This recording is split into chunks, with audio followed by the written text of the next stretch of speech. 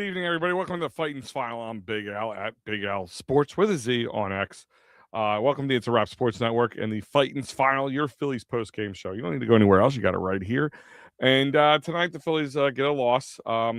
They are now 25 and 24, still one game over 500, tied with the Reds in the same win-loss record.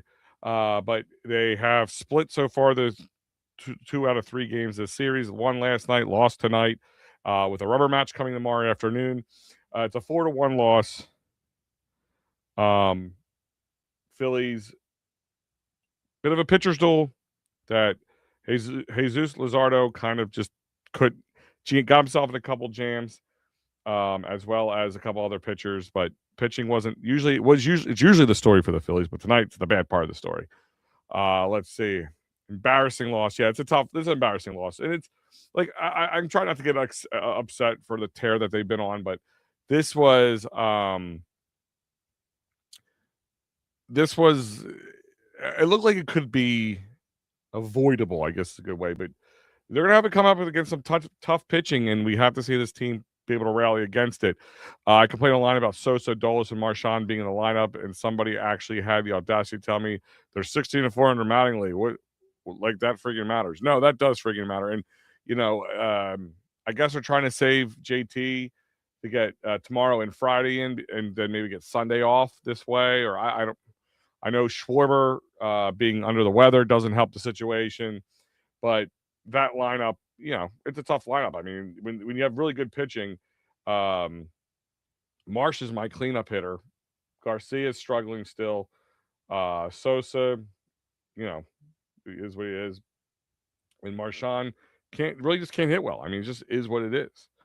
And it's tough to watch this kind of lineup against this kind of pitching. In Chase, and he's a really good pitcher. We knew this was going to be a pitcher's duel. We got very excited how this team was able to really hold their own against, not hold their own, but really just control a game with Paul Skeens on the mound. But then maybe in their head, we had a bunch of wins. We don't have to take it, with the sickness of Schwarber, whatever it is. This lineup sucked. Like, it just, you're not wrong.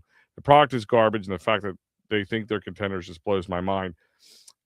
Yeah, no, I get it. No, listen, I think Matty B said it, like, they're just back to where we expect them to be, good, but not enough to contend. I've said it before, they need to go out and make this changes now, not later. Like, don't wait to the trade deadline. Don't wait to the All-Star break or whatever it is you want to do. Go out and make changes now. No offense to Garcia. I think he was a really good player at one point. Whatever it is, it's not happening now. And we don't have now the patience nor the time, with windows closing, with looming next year, with guys aging, with contracts and all that stuff. Just pat him on the butt, thank him for his work, or put him on the bench and get somebody else in here. We need a right-handed bat. Bad defense, yes. Doesn't help either. Good evening, Rob. Luzardo was not great. He wasn't great, but he wasn't terrible either. I mean, he only allowed one run in 6 innings pitched. I'm sorry, not run, two runs in five in 5 innings pitched. He wasn't, or 6 innings pitched. He wasn't terrible. So there's nothing wrong with that. He's your number 3 guy. Letting up 2 runs in a game isn't terrible. Now, against a really good pitcher who's now 6-1 in Chase Burns, that does hurt you. But he wasn't bad tonight. 5 strikeouts. 5 hits allowed over 6 innings, 2 earned runs, but he got himself into some jams. It was the walks. 2 walks doesn't help you, but it was Tanner Banks, and that was a big problem. Shugart was able to shut down the last 2 innings, but the offense was stifling. Like, let's not forget this. And does the lineup help? No. What happened to your hat? What happened to my hat? Oh, my head, I'll tell you right now. I had coached a football camp on Saturday, and I wore my hat backwards, right? So this is that little part in the back of your hat, and I should have flipped my hat around a couple times and kind of evened it out a little bit, but I really burnt myself, like this half semicircle here, but the rest is all white, and the rest of my face is red. So, yeah, I've given up on trying to hide it. It is what it is. Sosa, not everyday player. No, he's not. And we figured that out a while ago. I don't mind the Sosa being in the lineup tonight. That's not the worst case scenario. It's the Marshawn knowing that you have no Kyle and you have Sosa in the lineup, then and Garcia's been struggling, then you should have started JT tonight if that's the worry. You know what I mean? Like that I don't get. The Phillies will get better. It's still a long season. Yeah, I think Rob, I don't think anybody's disagreeing that the Phillies can be better and will play better and can win more games. Listen, you just won 5 in a row.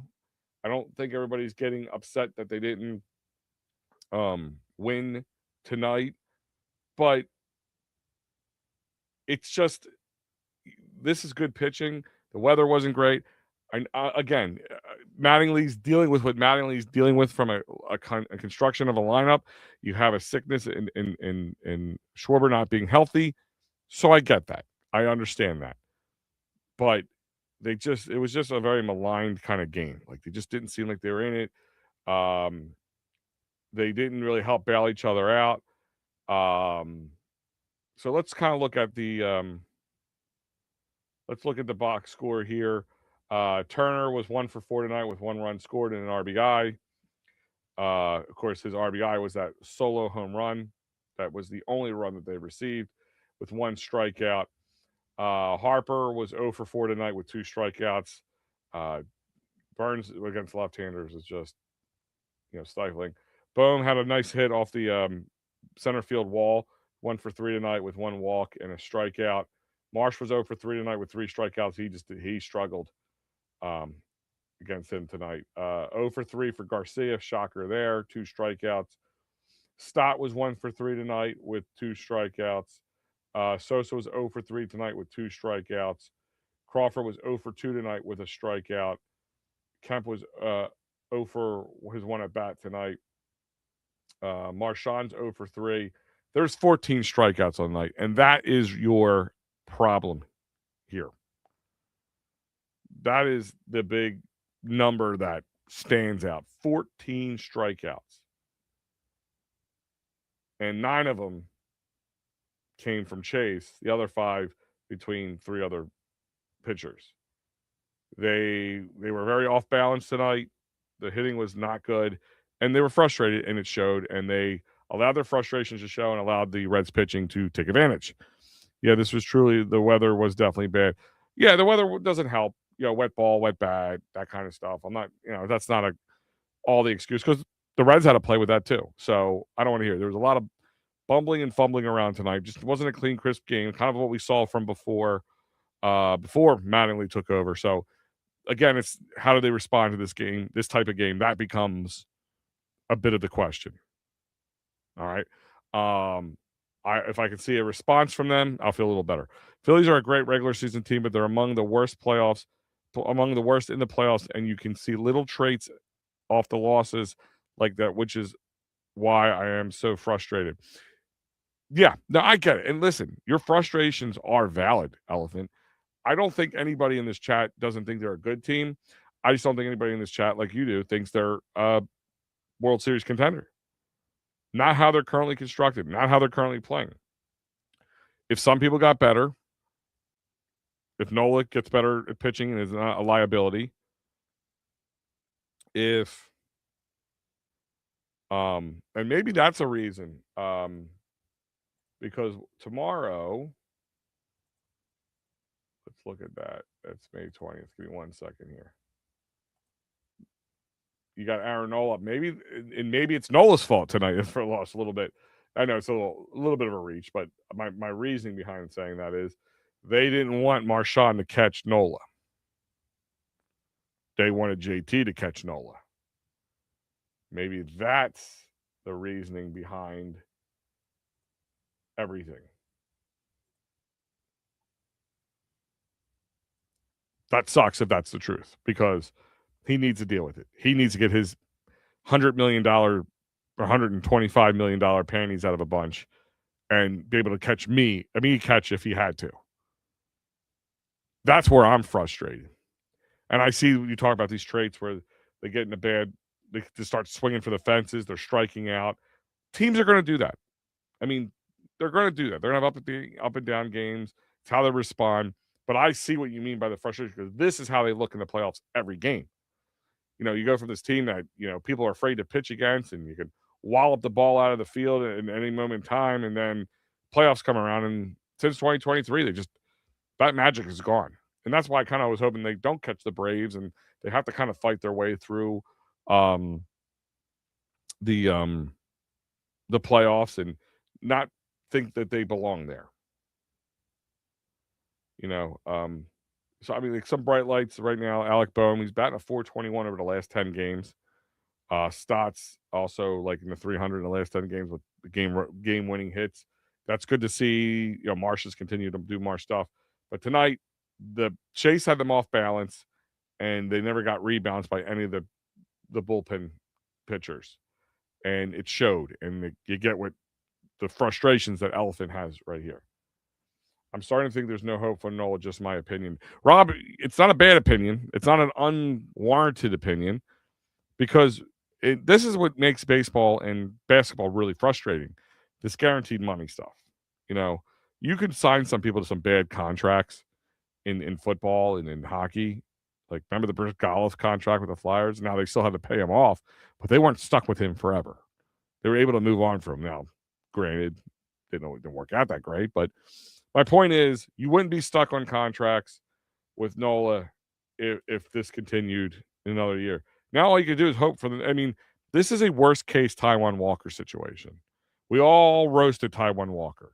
Now, I think Nola has a higher chance and probability of getting out of this than Walker ever did, but the cost difference is where it comes into it. And the longevity, I mean, we have until 2030. Let that sink in at $25.5 million a year. This isn't just this year and maybe next year. 2030. It's a long time.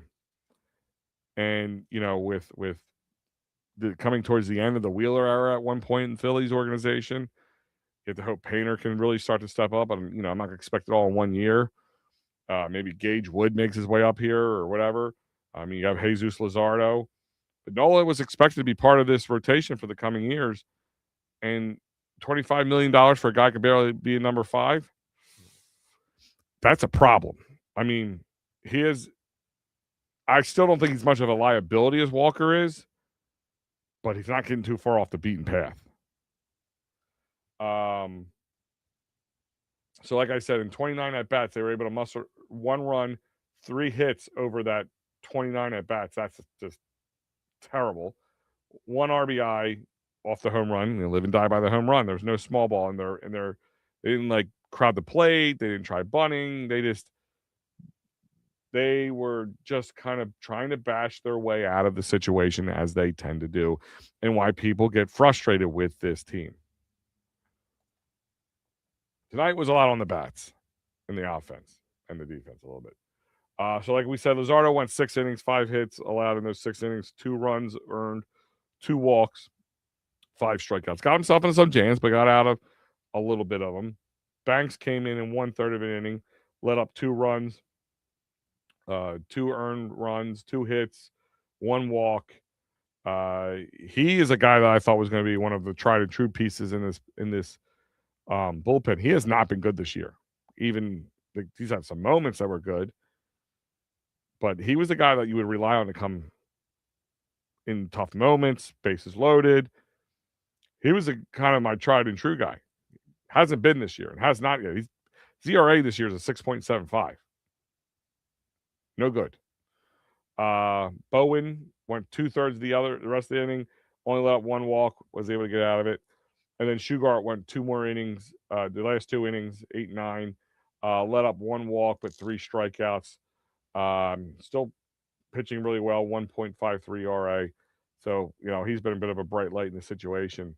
But like I said, the only offense you got from the Phillies was the bottom of the 3rd. With the solo shot to left field from Trey, which was good to see because Trey's hitting has been better, but he's still batting at 236. So that was good to see, but that was all we saw from them. Then Dave Myers scored on a sacrifice fly, scoring Spencer Steer. I'm sorry, Ellie David Cruz. He was the first one, and he had that triple lead off. And then it was the next one was Spencer Steer scored on another sacrifice fly, making it 2-1. Um, they challenged the force play when the bases were loaded in the seventh. Ultimately, it was overturned, um, and Blake Dunn scored. They thought they had him out, close call, but apparently, um, what's his name? Marchand didn't really have a hold on to the ball. Uh, Ellie David Cruz walks, and Stevenson scored, made it 4-1. And that would be all the scoring for tonight, but enough to win. All you needed is two of them. They got four of them. And the Phillies offense, bats just kind of reminded us what I think that's the other problem we're having, Elephant too, and Rob and anybody else who's listening, Star Wars, is this kind of gave us a little PTSD to what happened during that 9-19 run. And it was bad defense. All around, like in the seventh inning, Banks again not covering appropriately. He was took just too long to get off the mound. Harper played it well, but he wasn't anywhere near close, and then Harper threw it behind him, which didn't help. Yeah, 100%. I guess you're saying about it's just PTSD. I mean, we have PTSD. It's been nice to watch the winning, sweeping against the Pirates, sweeping, beating, and right, not just beating, but cruise control game against one of the best pitchers in the game in Paul Skeens. But Chase Burns is a damn good pitcher in Major League Baseball, and he had them way off. And with a left-handed laden, lefty laden lineup, we see them in the playoffs. It's gonna be tough. I mean, that play at home, the force out that was originally called that was overturned. Marchand, Harper threw a bullet to him. He was able to get it out. It looked like he was able to get out, but apparently Marchand did not hold on to the ball. That's what the final call is. I'm actually watching the review right now. It was close. That was close. I can see. But he was like falling forward. So I that was the call. I don't know how much I agreed with it or not. It was really, if they called him safe, I probably would have been like, okay, it's hard to overturn it. But they called him out. And that's why I kind of disagree with it. Bruce, my friend, how you doing? Al, I feel this was our first bad game in a long time, but Burns is a top pitcher. Listen, I get it. You're not wrong. Burns is a top pitcher. The weather wasn't good. It was the first bad game in a while. Sure. Great, grand, wonderful. But it was a bad game that was unnecessarily bad, Bruce. And again, I mentioned this right before you jumped on or before you comment here. I think it's a little PTSD the 9-19 start of the season. And we're going to have that. We're going to have that. When we see these bad games, it's going to be like everything flooding back. We're back at 9-19. Now, they can win the series still. And that would be the big thing at this point. Can you make it 7 series in a row? Can you beat them in the rubber match? Can Aaron Nola have a good game? Now, that's the other thing. Now there's a lot of pressure on Aaron Nola to go out tomorrow and pitch well against a good lineup. So that plays a little bit of a factor in this situation. And can Aaron Nola, maybe being hot tomorrow, he likes the heat. He likes to pitch in the heat. It's always been kind of his thing in the summertime. It's supposed to be in the mid-90s. Hot and sweaty. That's how he likes it. He's a Louisiana guy.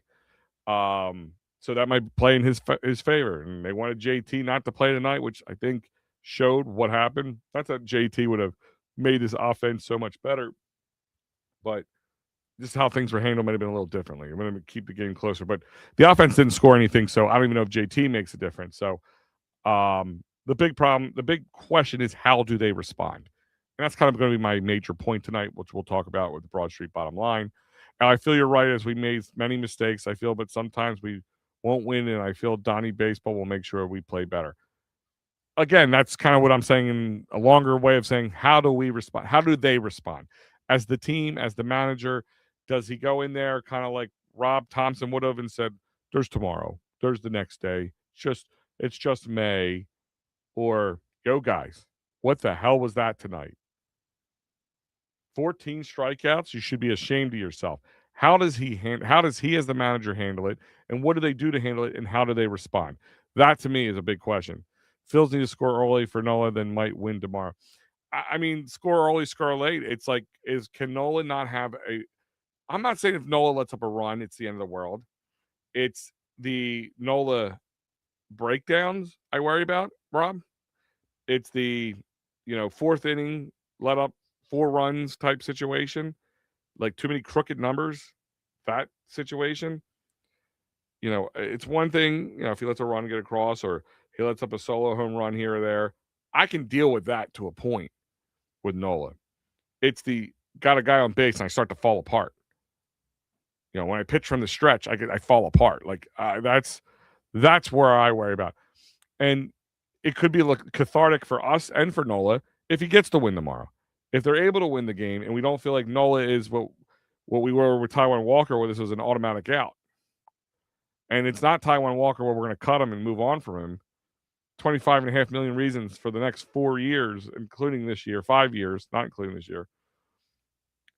That's what's tough. I honestly haven't felt the same about this team since they lost the playoffs to the Mets. You know what, Elephant? It's funny you said that because that's kind of where I was too.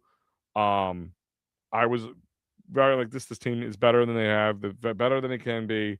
Then they played that Mets series in 24, and like all right, well, 23 was they let it go. They're not going to let that happen, right? They're not going to do it again, right? They look pathetic. Speaking of the Mets, I have a funny video to share with you guys. I will share that in a moment. Al, I feel like you're right as long as a big question, but I hope Donnie B will not be like Topper. It's not just not be like Topper. What does he say? How does he have the team respond? What does he have them doing? I feel Nola has to pitch better or his contact could be very bad like Embiid. His contract. Funny you said contract because I would like to see him be a little bit more of a contact hitter. Like, stop trying to strike everybody out because that's the other thing that gets him in trouble. He gets in some deep innings, 20, 25 pitches. Stop trying to strike everybody out. Be more of a finesse guy. Maybe at his other half of his career, if he can reinvent himself that way, like many pitchers have, maybe that's what he needs. And he just has to be willing to admit that. I'm not a heat-throwing strikeout machine. I'm a finesse pitcher. I'm gonna have some funky movement on my ball. I am going to pick the right pitch at the right moment and not worry about pitching out of the stretch. Well, Donnie B will never be like Topper.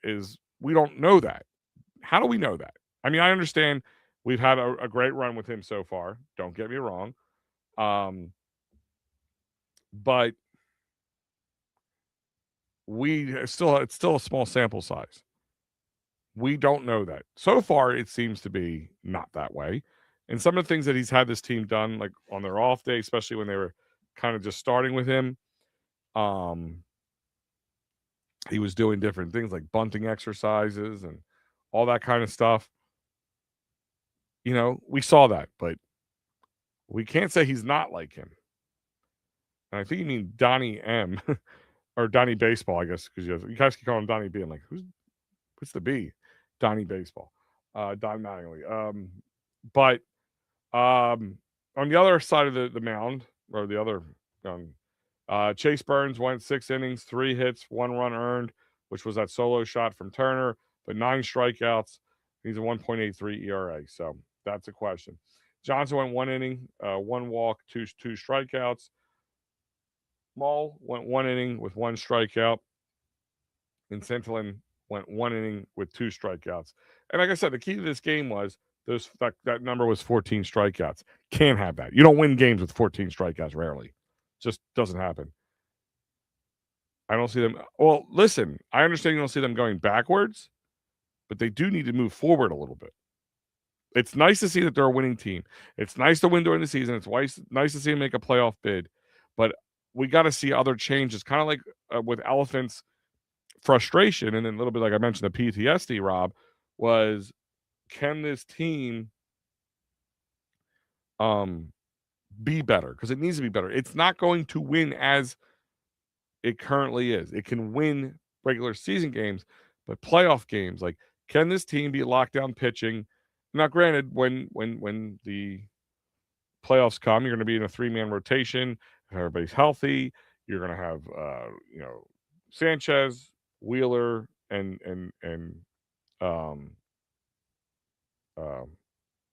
Luzardo. If everything plays out that way, you might need Aaron Nola, depending on how long the series goes. But there is some habits they need to break. That you still, again, these kind of losses kind of rear their ugly head. That 14 strikeouts, they haven't really had a 14 strikeout kind of game. I mean, they were 0 for 1 with runners in scoring position because they didn't have many options. I mean, the Reds were 2 for 9, and they still won. That's my point. 14 strikeouts. That's what's going to lead you to this. So the pitching was not great, but the offense was worse. And that 14 strikeouts is the big reason they lost tonight. Simple facts. Let's take a trip around the bases, look at all the other scores, and then we'll come back to the bottom line. I got a funny video, an interesting video maybe you missed from earlier tonight. I'm going to play it. Hopefully we won't get knocked around on it. We'll go from there.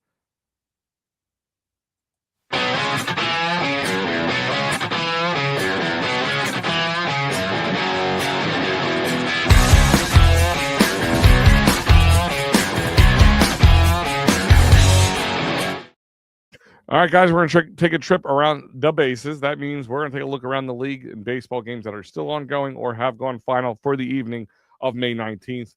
Right now, bottom of the 7th, the Pirates are down 4-5 to their division rivals, St. Louis Cardinals. Texas is walloping Colorado 7-0 in the bottom of the 4th already. Athletics and Angels are all knotted up at 0 in the middle of the first inning. Dodgers are already up 2-0 against San Diego in the top of the first. San Fran and Arizona are knotted up at 0 in the top of the first. Chicago White Sox and Seattle are knotted up at 0 at the top of the first. Gone final for the day. We lost. Atlanta keeps winning. 33-16 on the season. 8-4 victory for them over the Miami Marlins. Cleveland beat Detroit 4-3. Baltimore lost to Tampa Bay 4-1. And as you know, the Phillies have lost to the Cincinnati Reds 4-1. And that is, let me see, did I forget anything? Oh, yeah, sorry, I forgot these other games. Right now, bottom of the 9th, Houston's up 2-1 over Minnesota. The Mets are down 9-6 to the Washington Nationals, which is going to be part of the story, the video I'm going to show you later. The Yankees in Toronto, Yankees are up 5-3 in the top of the 8th. Boston is up 2-1 over Kansas City, top of the 8th. And the top of the 8th right now, Milwaukee's up 3-0 over Chicago. And that is a lot of games still going on, and some going final, as I mentioned. Now, I know probably like, ooh, the Mets are going to lose, but you kind of want Washington to lose. They're more on our coattails than the Mets are. But the Mets, we just love when they lose. I get it. But let's remind you that the trip around this bases were brought to you by the great people here at the It's Rat Sports Network. Tonight, after I get done in about 12 minutes, you'll have the final word with Matty B, which I'm sure he's going to talk about tonight's performance, which I don't think you're going to get too much disagreement from us. Offense looked like some of the problems we've talked about in the past against good pitching, 14 strikeouts, no good, and just some pitching issues, but more bats in my eyes. And then tomorrow, Phillies postgame and the Pittsburgh Sports Desk. Thursday, Birds Blast returns with Kyle Quinn and Matty B with a Flyer season in review of the 2025-2026 season with Matt and Mikey Lauro. I'm back on around 9 o'clock on the Philly Friday Frenzy /Fightins Final on May 22nd, this Friday. And then the Phillies Guardians game post-game show on Saturday. Then I'm back on Sunday morning with Mike with Philly AM Sports, Phillies Guardians, and the final word with Matty B. Here is the lineup for, as you've seen Mike, you've seen me, and now you got Matty tomorrow for the Wednesday afternoon game. And so much more here at the It's a Wrap Sports Network. Let's take a trip down the old Broad Street bottom line.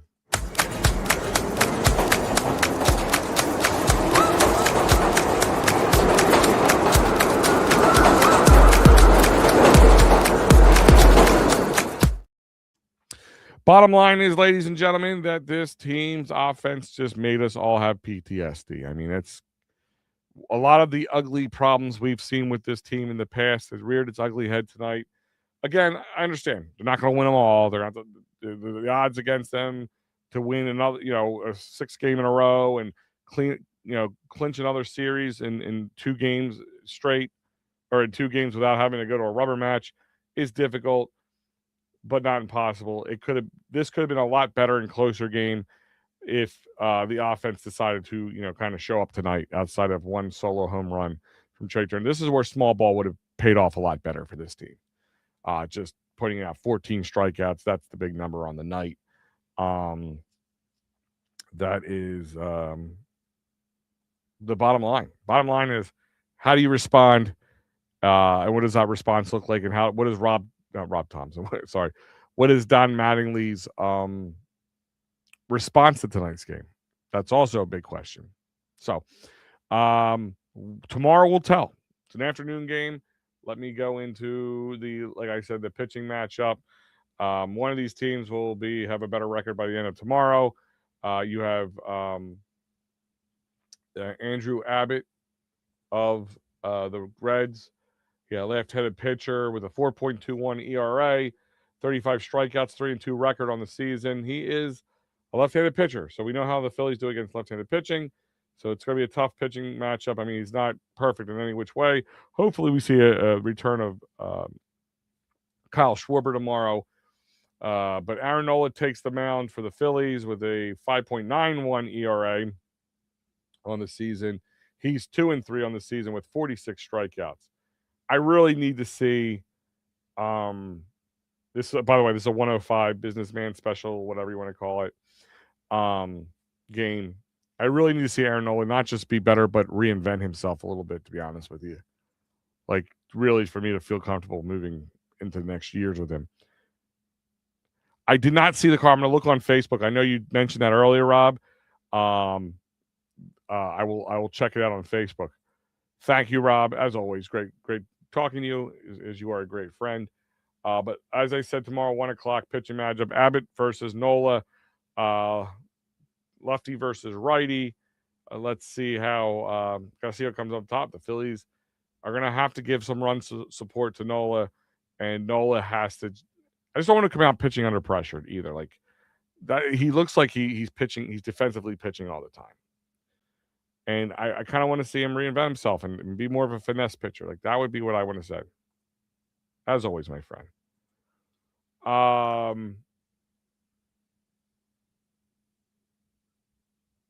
Let's see.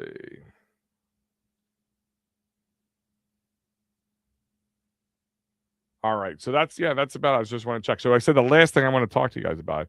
I was going to try to end this show on a light note. I don't like running these videos just in fear of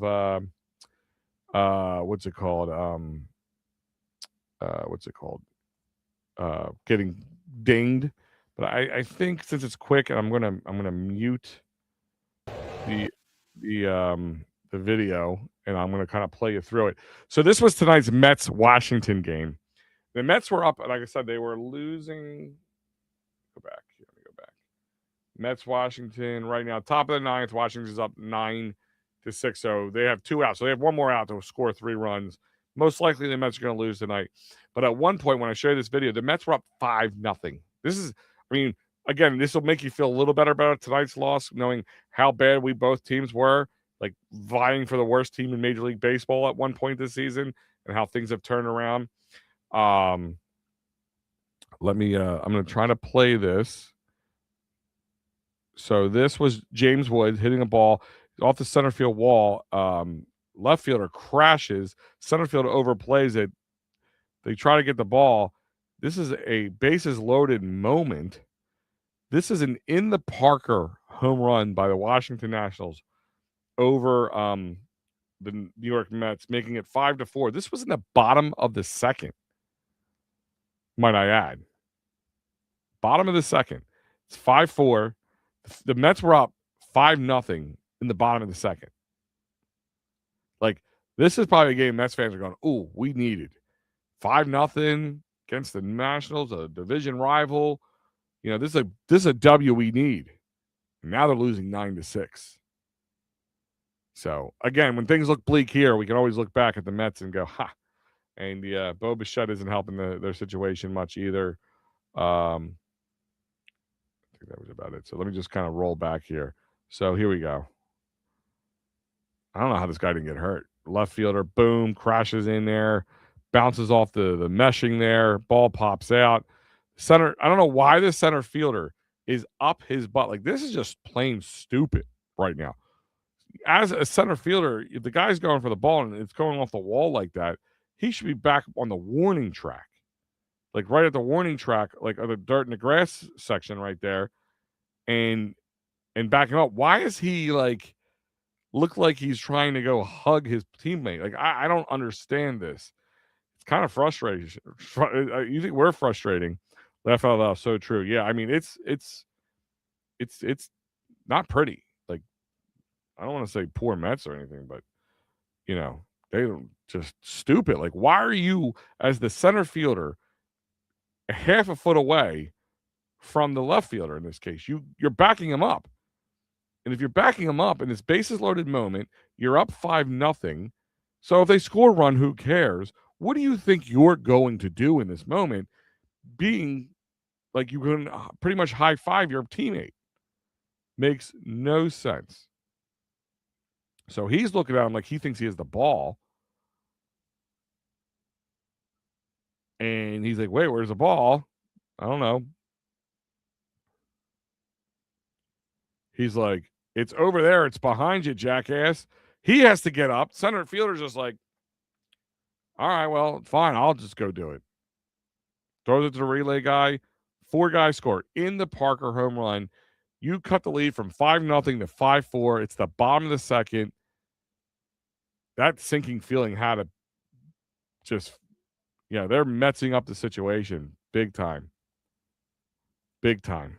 Like, I wanted to play that because I like, if I see these like little videos, I like to pull them. It sucks that I can't.